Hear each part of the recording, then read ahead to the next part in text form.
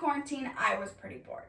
Initially, I had committed myself to becoming a spawn of Gordon Ramsay, learning new recipes, tempering chocolate, burning myself with hot sugar.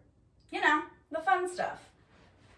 So once I was banished from the kitchen, I found this super underground, very niche app called TikTok. And in true sketchy rap fashion, I very quickly found my way to the conspiracy side of TikTok. And in this land of infinite wisdom, I was informed of some of the most unsettling pieces of information. I was informed of actually government-confirmed things like MK Ultra or the CIA energy hologram. And not only did this information catapult me off my rocker, but it made me ask myself about the last time I made a conscious effort to educate myself. With all the wondrous information, minds, and perspectives the world has to offer, why do I choose complacency? Is ignorance bliss or is knowledge power?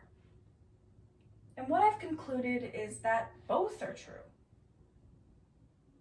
We choose when to be ignorant to have the illusion of bliss in a world plagued with sorrow.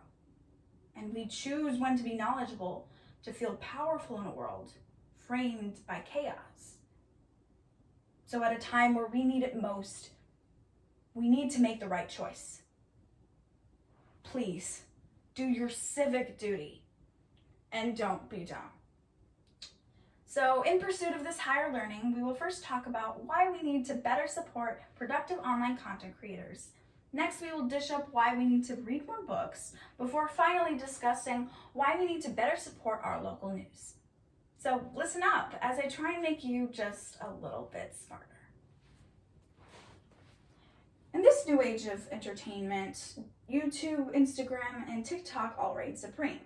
But I think it's safe to say you can sacrifice a little bit of your social media consumption to something else well worth your time. And available on almost every music streaming platform, podcasts are everywhere and are diverse in subject matter. They're perfect to listen to as you eat your morning breakfast, or if you're like me, your morning cry. Reply All is a podcast hosted by PJ Vogt and Alex Goldman. And these two dudes investigate the nooks and crannies of the web to better understand this new frontier that is the internet. They've investigated everything from Intuit's tax scam on low-income Americans to corruption in the rehabilitation industry. It is easily one of the best podcasts out there and is one of the purest examples of the power of the internet. But these guys doing good work doesn't get nearly as much recognition as Gordon Ramsay cursing out children. This is a prime example why we as a society need to better support productive online content creators. Put our money where our mouth is and just do it.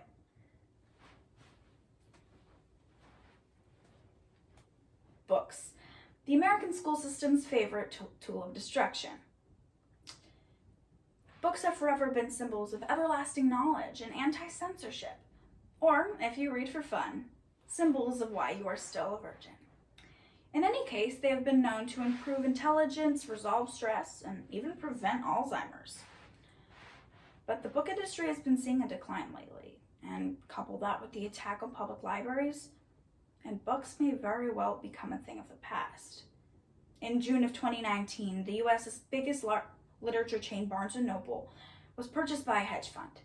And if you know anything about hedge funds, you know we can expect them to go out of business soon. And couple this with smaller bookstores hit by COVID, bookstores are likely to die out soon, further discouraging readers. And according to a study conducted early last year by Pew Research Center, this is already a very real phenomenon. The study asked adults whether or not they had read a book in the last year, and Hispanic and Black Americans had among the highest percentages for no.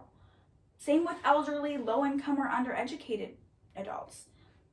And when it comes to these disenfranchised and low-income Americans, their best way of accessing books are public libraries. But in President Trump's 2021 budget, he requested, for the fourth time in a row, for the complete disbandment of the Federal Institute of Museum and Library Services IMLS, and the complete depletion of all of its funds. And while people have fought these cuts each year, this year, Trump has appointed his own pick, Crosby Kemper III, as the new IMLS leader. This could mean detrimental budget cuts to libraries where books are a fundamental resource. These actions are directly undermining the productive efforts of our society and are directly impacting low-income and disenfranchised Americans. So we need to save books. Purchase books to allow bookstores to stay open, or visit your local library and sign up as a member, or vote against library budget cuts or politicians that support them. Books are tools to further our intellectual future, so help establish their importance.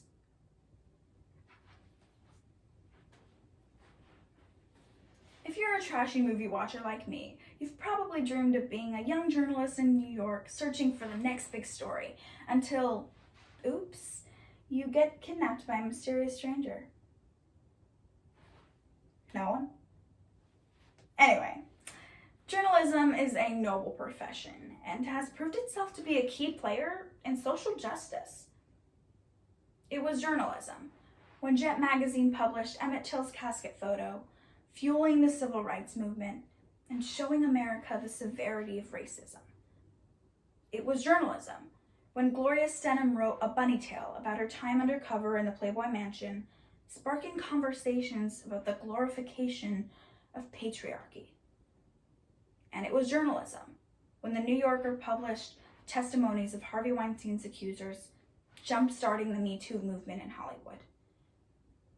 It is undeniable that journalism has played a key role in some of history's most famous movements. But journalism is not what it used to be.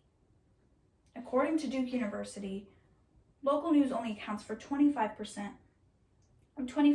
of all national media outlets, but is responsible for almost half of all original reporting. That's right. Local news carries the integrity of journalism on their backs. Take a look at San Jose's very own Mercury News. Mercury News is very established and has won 2 Pulitzer Prizes. But my personal favorite piece of work they've ever published is a 1996 masterpiece titled Dark Alliance by Gary Webb. In this article, Webb connects the complicity of the CIA to fueling the crack cocaine epidemic of the 1980s. This story spread like wildfire, as it reminded readers of the human cost of the CIA's actions, as this crack cocaine epidemic of the 1980s sparked former President Reagan's war on drugs, jump-starting the mass incarceration of Black Americans, and still affects Black Americans today. And this was all done by a dude right here in San Jose. But despite local news being the backbone of democracy, they can't finance their journalism the way they once could. With most attention going to digital mass media corporations, local news just can't afford it anymore. And according to the University of North Carolina, 25% of all local newspapers printing in the last 15 years have gone out of business. So we need to save these papers. Sign up for a few subscriptions or pick up an old-fashioned print the next time you hit Starbucks. These papers are essential to keeping authentic and impactful journalism alive, so help them out. We have slipped into a time where we don't make the effort to research that scientific term we heard while eavesdropping, or pick up a book to read in the park as we stalk people's dogs. But at a time like this, it is abundantly clear that knowledge is the only way to bypass certain social obstacles and move our society into a prosperous future. So, I'll say it again. We need to support and validate the works to educate the American people today so that they can continue for years to come. So let's band together and not be dumb.